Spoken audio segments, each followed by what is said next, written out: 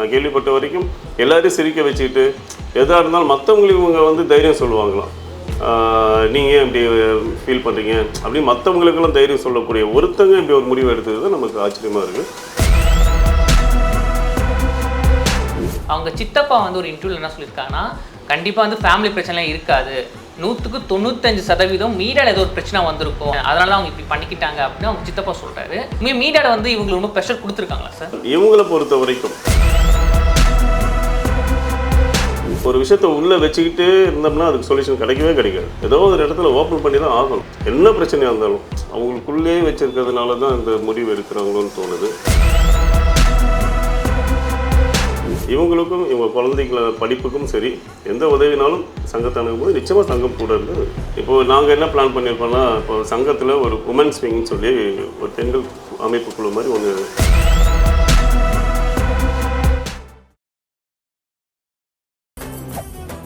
மெரிபா பன்னீர் soda, I trust மெரிபா.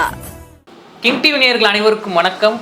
இன்னைக்கு நம்ம இன்டர்வியூக்கு யார் வந்திருக்காங்கன்னு பார்த்தீங்கன்னா, பிரபல சீரியல் நடிகரும் சின்னத்திரை நடிகர் சங்கத்தின் தலைவரும் ஆகிய திரு பரத் அவர்கள். வாங்க அவரோட பேசலாம். சார் வணக்கம். சார் வணக்கம். சார், வெள்ளித்திரை எந்த அளவுக்கு மக்கள் மத்தியில் வந்து ஒரு பெருசாக இருக்கோ அதே அளவுக்கு முக்கியமாக பெண்களோட ஒரு ஃபேவரட்டாக வந்து சின்னத்திரை இருக்குது. சின்னத்திரையில் வருகின்ற ஒவ்வொரு நாடகமும் சேர்ந்த கேரக்டரும் சரி நமக்குள்ள நம்ம வீட்டை சார்ந்தவங்க தான் அப்படின்னு பார்க்குற அளவுக்கு ஃபேன்ஸ் இருக்காங்க. ஆனால் அப்படி இருக்கும்போது சின்னத்திரை நடிகை ராஜேஸ்வரி அவங்க வந்து திடீர்னு ஒரு மரணம் அடைஞ்சிருக்காங்க. இந்த ஒரு விஷயத்தை யாரும் ஏற்றுக்கொள்ளவே முடியல. இப்போ நீங்கள் ஒரு நடிகராகவும் ஒரு தலைவராகவும் இதை நீங்கள் எப்படி பார்க்குறீங்க சார்? அதாவது இத்தனைக்கும் அவங்க வந்து ரொம்ப போல்டானவங்க. எனக்கு இப்போ அவங்க ரொம்ப எல்லாரையும் செட்டிலே சொல்லுவாங்க. எல்லோரும் செட்டில் அவங்க அன்றைக்கி பார்க்கும்போது சொல்லியிருந்தாங்க, செட்டில் எல்லோரும் சுற்றி இருக்கவங்களாம் ரொம்ப ஹாப்பியாக சந்தோஷமாக வச்சுப்பாங்க அப்படிலாம் சொல்லுவாங்க. பட் அந்த ஒரு ஃப்ராக்ஷன் ஆஃப் செகண்டில் அவங்க எவ்வளோ தான் போல்டாக இருந்தாலும், இதுக்கு முன்னாடி சித்ரா அவங்களும் அப்படி தான், அவங்களும் நல்ல ஒரு போல்டான ஒருத்தவங்க. அவங்களும் என்ன ஒரு ரீசனுக்காக எதுவாக இருந்தாலும் சொல்யூஷன் ஏதோ ஒரு விஷயத்துக்கு சொல்யூஷன் டெஃபினட்டாக இருக்கும். இன்னொன்று அவங்கவுங்க பிரச்சனையை வந்து ஷேர் பண்ணணும். அவங்களுக்குள்ளேயே வச்சுருக்கிறதுனால தான் இந்த முடிவு எடுக்கிறாங்களோன்னு தோணுது. அது எங்களுக்கும் சரி இண்டஸ்ட்ரிக்கும் அது இப்போ தான் அவங்க சிறுகட்டி காசு பாக்கியலட்சுமி இதெல்லாம் கொஞ்சமாக பீக்கில் வந்தாங்க. ஸோ இந்த தருணத்தில் இப்படி ஒரு முடிவு எடுத்தது அது மிகுந்த வேதனை. இன்னொன்று அவங்க குடும்பத்து அவங்க பசங்களுக்கு ஒரு பொண்ணு ஒரு பையன் இருக்காங்க. அவங்களுக்கெல்லாம் எப்படி நம்மளாம் அன்றைக்கி அந்த ஆறுதல் சொல்லக்கூட நம்மளால் முடியல. நிச்சயமாக அந்த ஆண்டவர் தான் கூட துணையாக இருக்கணும் அந்த குடும்பத்துக்கு. பட் இந்த மாதிரி விஷயங்கள் எதுவாக இருந்தாலும் கொஞ்சம் ஒரு கட்டத்தை அந்த ஒரு தருணத்தை தாண்டி வந்துட்டாங்கன்னா டெஃபினட்டாக இப்படி ஒரு முடிவு எடுக்க மாட்டாங்கன்னு நினைக்கிறேன். இனிமேல் வர காலத்தில் இது இந்த மாதிரி எந்த பிரச்சனை இருந்தாலும் இது தற்கொலை தான் முடிவு அப்படிங்கிறது போகக்கூடாது. அதுதான் எங்களுடைய மிகப்பெரிய ஒரு வேண்டுகோள். ஓகே சார், இந்த நிகழ்வில் வந்து அவங்களோட மரணத்துக்கு நிறைய காரணங்கள் சொல்கிறாங்க. முக்கியமாக அவங்க வந்து கணவரோட வந்து பிரச்சனை பண்ணியிருக்காங்க, இவங்களோட பணத்தை வந்து அவர் திருடி இருக்காரு அப்படின்லாம் சொல்கிறாங்க சார். இல்லை, இது எல்லாமே நம்ம கதையில் கேட்குறது தான். என்ன உண்மைத்தன்மை அப்படிங்கிறது நம்ம நேரில் பார்க்காதனால அது உண்மையில் தெரியல. பட் குடும்ப பிரச்சனை அப்படி தான் சொல்கிறாங்க. குடும்பத்தில் ஏதோ அவங்க குழந்தை கூட சடங்கு அந்த விழா வச்சுருந்தாங்க. ஸோ அப்படி இருக்கக்கூடிய சூழலில் நாங்கள் விசாரித்த போது குடும்பத்தை தான் சொன்னாங்க. பட் ஆனால் அது என்ன அளவுக்கு உண்மை, அது அவங்களுக்குள்ள என்ன பிரச்சனை அப்படிங்கிறது டீப்பாக எங்களுக்கு தெரியல. ஓகே சார், இப்போ நீங்களும் சரி உங்கள் நிர்வாகியும் அங்கே போயிருப்பீங்க, அவங்க குடும்பம் சார்ந்தவங்க எல்லாம் அவங்க பிள்ளைகளே வந்து உங்களை பார்த்து பேசியிருப்பாங்க. என்ன சொல்லியிருக்காங்க சார்? நீங்கள் என்ன ஆறுதல் சொல்லியிருக்கீங்க? அவங்க என்ன ரீசன் அப்படிலாம் சொல்லலை. இந்த மாதிரி சடனாக மிட் நைட் அந்த உடம்பு சரியாமல் அப்போ அவங்க ஹாஸ்பிட்டல் கூப்பிட்டு போகும்போது தான் அந்த மாதிரி ஆயிருக்குன்னா மாத்திரை பிபி டேப்லெட்ஸ் கிட்டத்தட்ட ஒரு 110 டேப்லெட்ஸ் போட்டு 110 டேப்லெட் வந்து அவங்க சாப்பிட்ருக்காங்க. இந்த ஒரு ரீசன் தான் நமக்கு சொன்னாங்க. இன்னொன்று அவங்க பசங்க அவங்களுக்கு நம்ம ஒரு ஆறுதல் நம்மளை சங்கம் சார்ந்து இப்போ என்ன பிரச்சனை இருந்தாலும் நீங்கள் சங்கம் இருக்குமா, அதனால் வந்து நீங்கள் எதுனாலும் படிப்பாக இருந்தாலும் சரி எதுவாக இருந்தாலும் வேலை வாய்ப்பு விஷயமா இருந்தாலும் எங்களை வந்து கான்டாக்ட் பண்ணுங்கள் அப்படின்னு நம்ம சொல்லியிருக்கோம். பட் என்ன தான் நம்ம ஆறுதல் சொன்னாலும் அது தாய் இல்லையா, அம்மா இழப்புன்றது அவங்களால அது ஈடு செய்ய முடியாத ஒரு விஷயம். அவங்க அந்த வருத்தம் அந்த குழந்தைங்களோட ஃபீல் அவங்க அழும்போது ரொம்ப மனசு கஷ்டமாக இருந்தது. அவங்களுடைய அடுத்த ஏன்னா ஒரு பெண் குழந்தை வேறு இருக்காங்க. அவங்களுடைய எதிர்காலம் கேள்விக்குறியாகிட்டு. ஸ்கூல் தான் படிக்கிறாங்க. அவங்களுடைய எதிர்காலம் கேள்விக்குறியாகிடுது. அது இதெல்லாமே நம்ம மனசில் அதெல்லாம் யோசிக்கணும். குழந்தைங்களோட நிலையை யோசிக்கணும். இவங்க ஒரு ஃப்ராக்ஷன் ஆஃப் செகண்ட் எடுக்கக்கூடிய முடிவுனால அடுத்து பாதிக்கப்பட போகிறது குழந்தைங்க. ஸோ நம்ம என்ன ஆறுதல் சொன்னாலும் அது ஈடு செய்ய முடியாது. ஓகே சார், இப்போ நீங்களே சொன்னீங்க செட்டில் ரொம்ப போல்டாக இருப்பாங்க, அவங்க கூட கண்டிப்பாக நீங்கள் பயணிச்சு வந்துருப்பீங்க. அவங்க செட்டிலாம் எப்படி இருப்பாங்க சார்? நான் அவங்க கூட சேர்ந்து நடித்ததில்லை. பட் ஆனால் நிறைய பேர் சொல்லியிருக்காங்க செட்டில் அதுதான் அவங்க அந்த ரூமில் ஷூட்டிங் இல்லாதப்ப அந்த ஃப்ரீயாக இருக்கும்போது எல்லாருக்கூடையும் ரொம்ப சிரித்து சுற்றி ரொம்ப என்ன ஜாலியாக இருப்பாங்கன்னு தான் சொல்லியிருக்காங்க. நான் கேள்விப்பட்ட வரைக்கும் எல்லோரையும் சிரிக்க வச்சுக்கிட்டு எதாக இருந்தாலும் மற்றவங்களுக்கு இவங்க வந்து தைரியம் சொல்லுவாங்களாம். நீங்கள் ஏன் இப்படி ஃபீல் பண்ணுறீங்க அப்படின்னு மற்றவங்களுக்கெல்லாம் தைரியம் சொல்லக்கூடிய ஒருத்தங்க இப்படி ஒரு முடிவு எடுத்தது தான் நமக்கு ஆச்சரியமாக இருக்குது. செட்டை பொறுத்த வரைக்கும் அவங்க எல்லா இடத்துலையுமே அவங்கள பற்றி அவ்வளோ பாசிட்டிவாக அவ்வளோ ஹாப்பியாக இருப்பாங்கன்னு தான் சுற்றி இருக்கவும் ஹாப்பியாக வச்சுருப்பாங்கன்னு தான் சொல்லியிருக்காங்க. Okay sir. இப்போ மஞ்சள் நீராட்டு விழா 2 நாளைக்கு முன்னாடி இவங்க வந்து இப்படி மரணம் அடைஞ்சிருக்காங்க. இப்போ அந்த விழாவை இப்போ அவங்க இல்லை, அவங்க சார்பாக நீங்கள் வந்து நடத்துவீங்களா? சங்கம் கூட இருக்குமா? நிச்சயமாக சங்கம் அவங்களுடைய ஒவ்வொரு நிகழ்வுக்கும் சங்கம் கூட இருக்கும். ஒவ்வொரு மெம்பருக்கும் சொல்கிறேன், எல்லாருக்குமே சங்கம்ன்றது அதுதான். நம்ம வந்து அவங்களோட நிகழ்வு எல்லாத்துக்கும் நம்ம கண்டிப்பாக கூட இருப்போம். இப்போ தான் இந்த பிரச்சனை இப்போ முடிஞ்சிருக்கு. கொஞ்ச நாள் போனதுக்கப்புறம் அவங்கள்ட்ட நம்ம இதை பற்றி பேசி எப்படி பண்ண போகிறாங்கன்றது கேட்டுட்டு டெஃபினட்டாக இதுக்கு முன்னாடி எங்களுடைய மெம்பர் உறுப்பினர் ஒருத்தங்க அவங்க கூட ஊரில் இருந்தாங்க, வீரான்னு சொல்லி. அவர் இறப்பு கூட வந்து சடனாக அட்டாக் மாதிரி வந்து இறந்தாங்க. அவர் இறக்கிறதுக்கு முன்னாடி சங்கத்துக்கு வந்துட்டு போனாங்க. ஒரு 5 நாளைக்கு முன்னாடி வந்துட்டு போனாங்க. அங்கே இப்போ அவங்க வீட்டில் இருந்து எல்லோரும் போய் சென்னைக்கே வந்துட்டாங்க. அவங்க ஊரில் இருந்தாங்க, திருச்சி பக்கம். இப்போ குழந்தைங்களை கூப்பிட்டு வந்து இங்கே படிக்க வைக்கிறாங்க. ஸோ அப்படி இருக்கக்கூடிய சூழ்நிலை நம்மளால் நம்ம சங்கம்னால என்ன பண்ண முடியுமோ, என்னென்ன உதவிகள் பண்ண முடியுமோ அது மாதிரி நம்மளும் தொடர்ந்து அவங்களுக்காக முயற்சி பண்ணிகிட்ருக்கோம். அதே மாதிரி இவங்களுக்கும் இவங்க குழந்தைங்கள படிப்புக்கும் சரி எந்த உதவினாலும் சங்கத்தை அணுகும்போது நிச்சயமாக சங்கம் கூட இருந்து அவங்க கூட பயணிக்கும் டெஃபினட்டாக. Okay sir. நீங்கள் சொன்னீங்க வந்து குடும்ப பிரச்சனை சொல்லிட்டு இருக்காங்க இந்த ஒரு நிகழ்வுக்கு அப்படின்னு.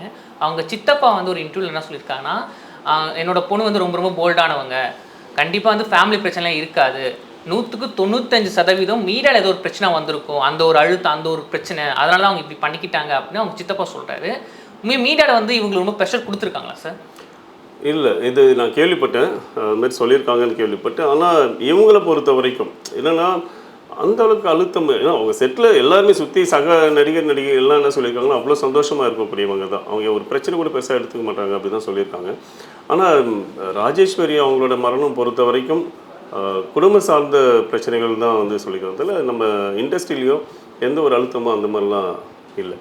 ஏன்னா அப்படி இருந்திருந்தால் அவங்களே வந்து நம்ம கேட்டிருக்கலாமே இந்த மாதிரி என்ன பிரச்சனை அப்போ அவர் சொல்லியிருக்காருன்னா அவர் நம்மள்ட்ட கேட்டிருந்தா நம்ம அதுக்கான விளக்கம் என்னன்னு கொடுத்துருப்போம். அப்படி ஏதாவது இருந்ததுதான் நம்ம அது நிச்சயமாக அது என்னென்னு பார்த்துருப்போம். பட் ஆனால் ஒரு ஊடகத்துக்கு முன்னாடி ஒரு நியூஸ் வேறு மாதிரி நல்லா நிறைய வியூஸ் வரணும், மாதிரி இல்லை ஒரு பப்ளிசிட்டியோடு சொல்லலாம். ஆனால் அந்த வருத்தத்தோடு சொல்லியிருந்தாருங்களே அதான் இல்லை அந்த வருத்தம் இருக்க தானே செய்யும். வருத்தம்ன்றது எனக்கு தெரிஞ்சு அப்படி இல்லைங்கிற. இவங்களோட மரணத்தை பொறுத்த வரைக்கும், ராஜேஸ்வரி மேமோட மரணத்தை பொறுத்த வரைக்கும் ஊடகத்துறையில் வந்து நம்ம மீடியாவில் வந்து எந்த அழுத்தமும் இல்லை, எனக்கு தெரிஞ்சு இல்லை. காரணம் என்னென்னா அன்றைக்கி வந்தவங்களே நம்மளுடைய அன்றைக்கி அந்த இதுக்கு வந்தவங்களே டெத்துக்கு வந்தவங்க எல்லாருமே சொன்ன ஒரே விஷயம் இதுதான். அதுதான் நான் திரும்ப சொல்கிறேன். அவங்க அவ்வளோ சந்தோஷமாக அவங்க ஷூட்டிங்லாம் அவ்வளோ ஹாப்பியாக இருப்பாங்க. மோஸ்ட்லி சந்தோஷமாக எல்லோரும் கூடயும் இந்த ரீல்ஸ் எல்லோரும் பண்ணிவிட்டு அப்படி இருக்கக்கூடியவங்க தான் சொல்லியிருக்காங்க. தெரியும் அப்படி அழுத்தம் ஏதாவது இருந்திருந்தால் நிச்சயமாக அந்த படப்பிடிப்பில் நமக்கு தெரிய வந்திருக்கும் இல்லையா, அந்த படப்பிடிப்பில் நிச்சயமாக தெரிய வந்திருக்கும். அப்படிலாம் எனக்கு தெரிஞ்சு நான் கேள்விப்பட்ட வரைக்கும் அந்த மாதிரிலாம் இல்லை. Okay sir. இப்போ வரைக்கும் நீங்கள் ஸ்டார்டிங்காக சொன்னீங்க இதே மாதிரி தான் விஜய் சித்ரா அவங்களும் இறந்து போயிருந்தாங்க அப்படின்னு. அதுக்கு முன்னாடி நடிகை சோபனா அவங்களும் சரி, நடிகை சித்ரா அவங்களும் சரி, இப்போ இவங்களும் சரி சார் இந்த தற்கொலை முயற்சி எடுத்துக்கிறாங்க. அதை சீரியல் நடிகை வந்து திடீர்னு வந்து ஒரு தற்கொலை பண்ணிக்கிறாங்க. இந்த ஒரு மொத்த சமதி எப்படி பார்க்குறீங்க நீங்கள் ஒரு தலைவராக? அதுதான் சொல்கிறேன், தற்கொலைங்கிறது முடிவு அல்ல. எல்லா விஷயத்துக்குமே தற்கொலைங்கிறது முடிவு இல்லை. இப்போ இதுக்கு நம்ம சங்கம் சார்ந்து இப்போ நாங்கள் என்ன பிளான் பண்ணியிருக்கோம்னா மன அழுத்தம் இதுதான் முக்கியமான காரணமாக இருக்கும். அந்த ஒரு செகண்ட் எடுக்கக்கூடிய முடிவு தான். இன்னொன்று இவங்களுடைய ராஜேஸ்வரி அவங்களுடைய மரணத்தில் தான் அந்த டேப்லெட் அப்போ அவங்க ஆல்ரெடி யோசிச்சிருக்காங்க போல. எப்படியும் டேப்லெட் அங்கங்கே வாங்கியிருக்காங்க இல்லையா, அவங்க அம்மாட்டே எடுத்திருக்கேன்னு சொல்றாங்க. அவங்க அம்மா அப்போ கூட அவங்க அம்மா முகத்தை பார்த்துருப்பாங்க. அப்போ கூட அவங்களுக்கு தோணலையா எங்கள் அம்மா விட்டு போருமே அப்படின்னு? அது மனசு கஷ்டமாக தான் இருக்கும். அது அந்தளவுக்கு என்ன பிரச்சனைன்னு தெரியும். அவங்க அது நமக்கு உள்ள டீப்பாக எனக்கு யாரும் சொல்லலை அந்த பிரச்சனை, அவங்க பிரச்சனை என்னென்னு. விசாரித்த வரைக்கும் தான் இந்த மாதிரி சொன்னாங்க. குடும்பம் ஏதோ அவங்களுக்குள்ள ஒரு மிஸ் அண்டர்ஸ்டாண்டிங்னு சொல்லி. அண்ட் இதுதான் சொல்லுவேன், தற்கொலைங்கிறது முடிவு அல்ல. அது அடுத்து குடும்பத்தில் குழந்தைங்களை ரொம்ப பாதிக்கக்கூடிய ஒரு விஷயம். அது குழந்தைங்களை உணர்ந்தாலே போதும், அந்த முடிவு எடுக்க மாட்டாங்கன்னு ஒரு விஷயம் இருக்குது. இன்னொன்று அவங்களுடைய மன அழுத்தம் எதுவாக இருந்தாலும் எவ்வளோ விஷயம் நீங்கள் ஷேர் பண்ணுறாங்க, எவ்வளோ விஷயம் ஏன்னா ஃப்ரெண்ட்ஸ் இருப்பாங்க, இல்லாமலாம் யாருமே இருக்க மாட்டாங்க. அப்படிலாம் ஷேர் பண்ணிக்கலாம் அவங்களுடைய கஷ்டத்தை. சொல்ல முடியாத பிரச்சனையாக இருக்குங்களோ? இது நம்ம 2026 இருக்கோம், சொல்ல முடியாத மேபி அப்படி இருந்தால் கூட ஏதோ ஒரு விதத்தில் ஷேர் பண்ணியிருக்கலாம் யார்ட்டையாவது. இப்போது நாங்கள் என்ன பிளான் பண்ணியிருக்கோம்னா, இப்போ சங்கத்தில் ஒரு உமன்ஸ் விங்னு சொல்லி ஒரு பெண்கள் அமைப்பு குழு மாதிரி ஒன்று 14ஆம் தேதி அனௌன்ஸ் பண்ணியிருக்கோம். அதில் ஒரு கிட்டத்தட்ட ஒரு 8 பேரை வந்து நாங்கள் டீமில் வச்சுருக்கோம். இனிமேல் எந்த பிரச்சனையை சார்ந்தாலும் அவங்க வந்து எங்ககிட்ட ஷேர் பண்ணலாம். இதனால் நாங்கள் ஒரு கவுன்சிலிங் இப்போது ஃபாத்திமா பாபு மேம் கூட வந்து அவங்களாவே எனக்கு தொடர்பு கொண்டு கவுன்சிலிங் அவங்க கொடுப்பாங்க. ஸோ நாங்களும் வந்து கவுன்சிலிங் கொடுக்குறேன் யூனியனுக்கு வந்து அப்படின்லாம் சொல்லியிருக்காங்க. ஸோ இவ்வளோ பேர் இருக்கோம், நாங்கள் எல்லாருமே இருக்கோம், சங்கம்ன்றது இருக்குது. அதனால் ஒருவேளை நீங்கள் சொல்கிற மாதிரி சொல்ல முடியாத எந்த பிரச்சனையாக இருந்தாலும் அது சொல்லணும்னு தான் நான் எதிர்பார்ப்பேன். ஏன்னா ஒரு விஷயத்தை அவங்க இப்போ நாங்கள் ஒரு டீம் அமைக்கிறோம், அந்த டீமில் என்ன பிரச்சனைன்னு அவங்க ஷேர் பண்ணும்போது டெஃபினட்டாக அந்த பிரச்சனை வெளியில் தெரியாது, 1 to 1 தான் இருக்கும். இங்கே இருக்கக்கூடிய நிர்வாகத்துக்கு கூட அது என்ன பிரச்சனைன்னு தெரியாது. அவங்களுக்குள்ள அந்த பேசி அது அவங்க அந்த லேடிஸ் விங் மட்டும் உமன்ஸ் விங் மட்டும்தான் அவங்கள போய் பார்ப்பாங்க. அவங்க போய் என்ன பிரச்சனைன்னு பேசுவாங்க, ஏதாவது அவங்களால சால்வ் பண்ண முடியுமான்னு பார்ப்பாங்க. இல்லை வேறு மாதிரி ஏதாவது பிரச்சனை இருந்ததுன்னா அது நம்மகிட்ட கொண்டு வருவாங்க. இதுக்காக சங்கம் வந்து இப்போது இதை நாங்கள் அமைச்சிருக்கோம், இதை நாங்கள் ஸ்டார்ட் பண்ணிட்டோம். இந்த மாதிரி இடங்களில் அவங்க சொல்லலைன்னா நம்ம எப்படி சொல்கிறது, நம்ம அவங்களை புஷ் பண்ண முடியாது இல்லையா? ஏன்னா ஒருத்தருக்குள்ளே இருக்க பிரச்சனை இன்னொருத்தங்களுக்கு நம்ம தெரிய மாட்டேங்குது. அதுதான் ஒன்றும் இல்லைன்னா அவங்களுக்கு சுற்றி இருக்கக்கூடியங்க. இப்போ எனக்கு ஒரு பிரச்சனை இருக்குன்னா டெஃபினட்டாக இப்போ நான் ஷேர் பண்ணேன், எனக்கு ஒரு ரொம்ப நெருங்கிய வட்டாரத்தில் நெருங்கிய ஃப்ரெண்ட்ஸ் இருக்காங்கன்னா இந்த மாதிரி இருக்குது அப்படின்னு நம்ம சொல்லும் போது நமக்கு இருக்கக்கூடிய அந்த ப்ரெஷர் ஒன்று நமக்கு குறையும். இல்லை அவங்க மூலமாக நமக்கு ஏதாவது ஒரு ஆறுதல் கிடைக்கும், இல்லை ஒரு சொல்யூஷன் கிடைக்கலாம்.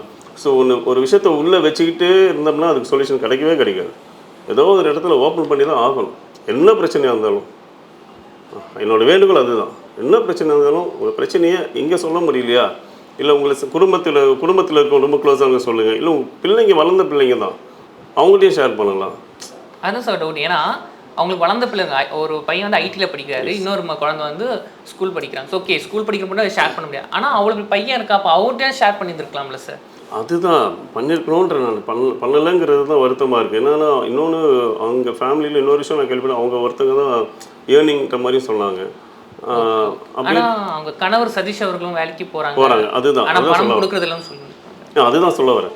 ஒருத்தர் தான் ஏர்னிங் சொல்கிறாங்க, பட் அவரும் அவங்க ஹஸ்பண்டும் வந்து வேலைக்கு போகிறாங்கன்னு சொன்னாங்க. போகும்போது அந்த மாதிரி இந்த பிரச்சனைகள் அவங்க வீட்டு எதுவும் பார்க்குறது இல்லைன்ற மாதிரி சொல்ல, இது எல்லாமே காதில் கேட்டது தான், நம்ம கண்ணால் நம்ம நேரில் பார்க்காதனால எதுவுமே நம்ம ஊர்ஜனமாக நம்ம பேச முடியல. என் ஹஸ்பண்ட் அண்ட் ஒய்ஃபுக்குள்ளே சண்டை இல்லைன்னா தான், சண்டை இருக்கிறது சகஜம்தான். அது அவங்களுக்குள்ளே பேசி அண்டர்ஸ்டாண்ட் பண்ணிக்கிறேன், அவங்களுக்குள்ளே பேசி முடிச்சிருந்து ஒரு பிரச்சனை இல்லாமல் பார்த்துருந்துருக்கலாம். கொஞ்சம் அவசரப்பட்டுட்டாங்களோன்னு தான் நம்ம தோணுது. சங்கம் மூலமாக இந்த மாதிரி விஷயங்களுக்கு என்ன ஹெல்ப்னாலும் இப்போ இருக்க நாங்கள் இந்த நிர்வாகம் டெஃபினட்டாக துணையாக இருக்கும். அந்த மாதிரி. நன்றி சார், தொடர்ந்து பேசுவோம். நன்றி. Meriba Paneer Soda. I trust Meriba.